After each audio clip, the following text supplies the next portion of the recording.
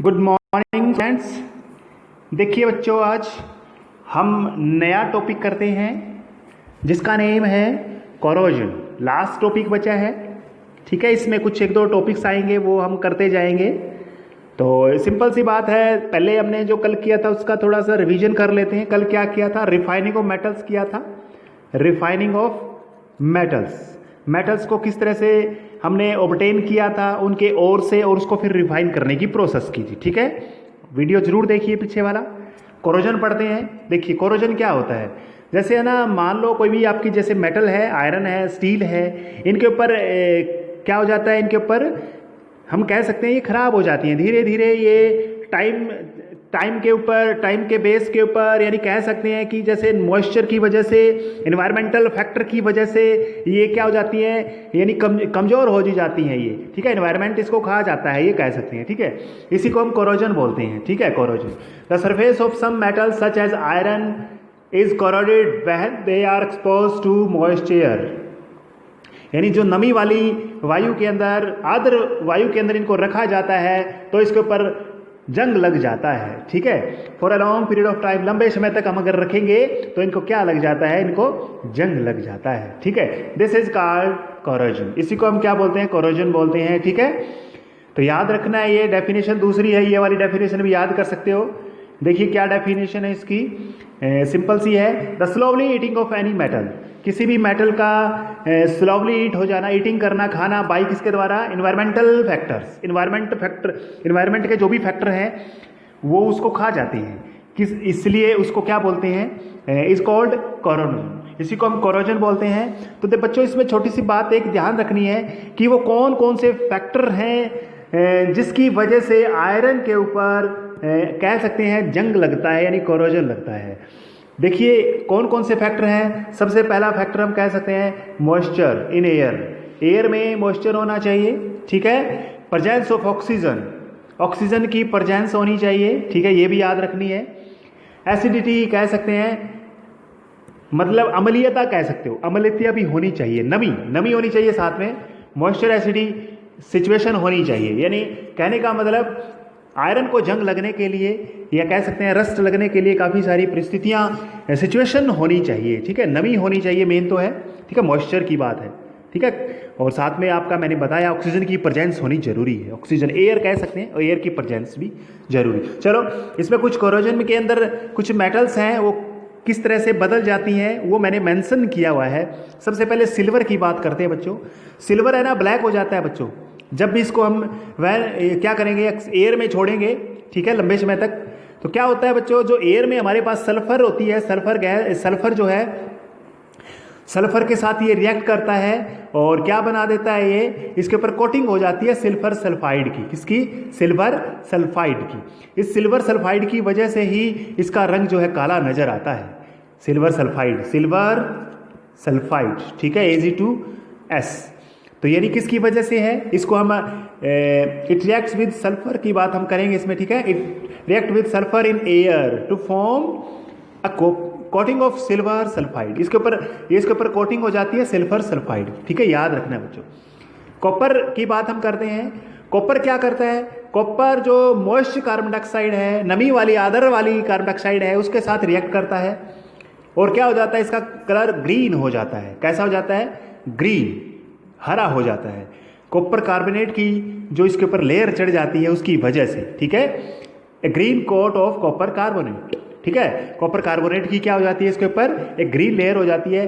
पहले क्या होता था, पहले देखो, पहले शाइनिंग ब्राउन सरफेस होता था, लेकिन अब कैसा हो जाएगा, ये ग्रीन हो जाएगा। कैसा हो जाएगा? पहले शाइनिंग ब्राउन कलर था इसका कॉपर का, लेकिन ये मोस्ट कार्बन डाइऑक्साइड के साथ रिएक्शन करने के बाद में इसका कलर जो है वो कैसा हो जाता है, वो बिल्कुल ग्रीन हो जाता है। कैसा हो जाता है? ग्रीन हो जाता है, ठीक है। अब आयरन की हम बात कर लेते हैं। आयरन भी ऐसा ही है, आयरन का कुछ हाल भी ऐसा ही है।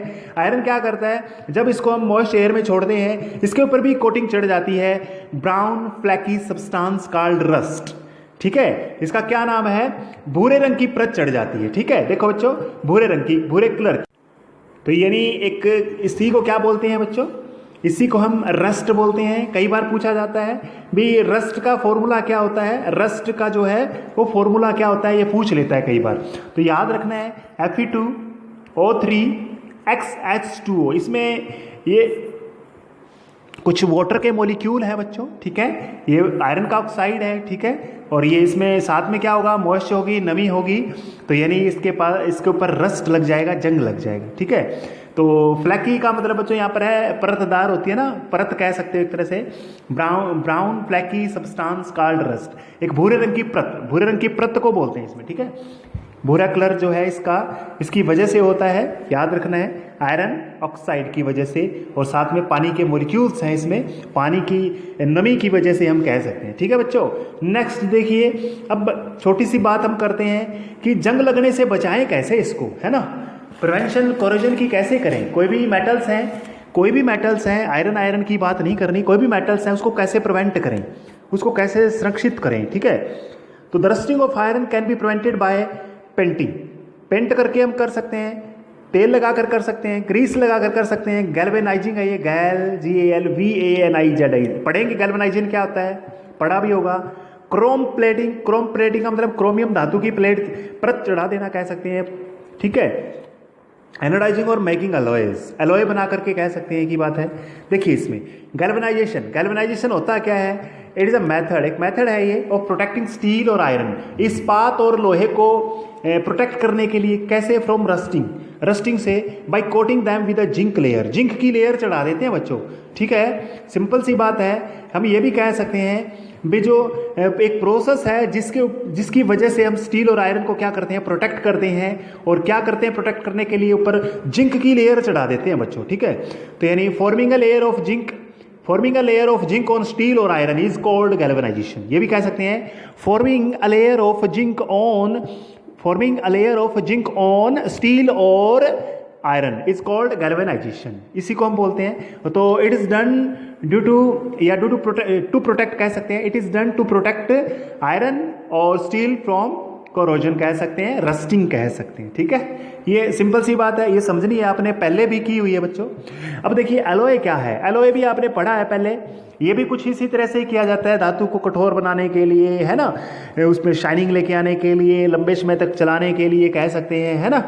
जैसे सोना होता है बच्चों, जो हम गहने बनाते हैं, तो कहने का मतलब है अगर वो 24 कैरेट का प्योर होता है उसके गहने नहीं बनाए जाते। 24 कैरेट के इसलिए नहीं बनाए जाते क्योंकि 24 कैरेट वाला बिल्कुल सॉफ्ट होता है, वो तभी टूट जाता है, ठीक है। इसलिए उसमें 22 कैरेट का सोना ही बनाया जाता है, नॉर्मली एक्सेप्टेबल है 22 कैरेट का, ISI मार्क आपको मिलेगा इसमें, ठीक है, 22 कैरेट। बाकी इसमें दूसरी धातु मिला देते हैं इसको कठोर बनाने के लिए, ठीक है। तो देखिए एलॉय क्या होता है, होमोजेनियस मिक्सचर होता है बच्चों। होमोजेनियस आपने पढ़ा है 9th क्लास में, जैसे चीनी और पानी का मिश्रण कह सकते हैं, नमक और पानी का मिश्रण एक होमोजेनियस मिक्सचर है। इसके पार्टिकल्स को नेकेड आई से नहीं देखा जा सकता, है ना। तो होमोजेनियस मिक्सचर आपने पढ़ा हुआ है पहले।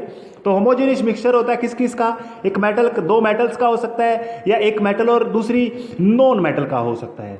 जैसे मैंने इसमें लिखा है बच्चों, स्टील जो है आयरन और कार्बन का है, एक मेटल है एक नॉन मेटल है ना। इसको याद कर सकते हो, SiT कह सकते हो, ठीक है, स्टील SiC लिखेंगे ना। चलो आगे देखिए, ब्रॉन्ज कॉपर टिन, है ना, ब्रॉन्ज किसका होता है, कॉपर टिन का, है ना, इसमें कर सकते हैं। ब्रास किसका होता है, कॉपर और जिंक का। सोल्डर जो हम देखो बच्चों, जिसका टंका लगाते हैं ना, टंका यानी जो ये रेडियो वगैरह ठीक करते हैं वो टंका बनाते हैं ना, सोल्डर। तो ये किसका बनता है, लेड और टिन का। 50-50% होता है इनमें, 50% शीशा होता है, 50% टिन होता है। तो बच्चों ये चीज़ आपको याद रखनी है जो आज करवाई है। हो सकता है ये पीछे वाला रिवीजन हो आपका, कोई बात नहीं, कल हम ये आपके बुक में दिया हुआ है बच्चों सारा कुछ, ये जो आज करवाया है 10th की बुक में है सारा ये। तो पूछ लेता है कई बार 1-2 नंबर में।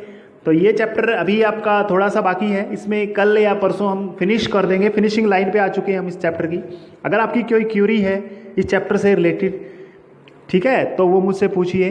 अगर फिर भी आपने कोई इसमें वीडियो अगर आप कोई मिस कर देते हो तो चैप्टर समझ में आना बड़ा मुश्किल हो जाता है बच्चों, ठीक है। तो वीडियो को लगातार देखिए तभी आपको अच्छे से समझ में आएगा, ठीक है। एक बार आप उतारिए इसमें, फिर आपको दोबारा से वीडियो देख करके फिर दोबारा से पढ़ के देखिए, पक्का है समझ में जरूर आ जाएगा, ठीक है बच्चों। Thank you, have a nice day.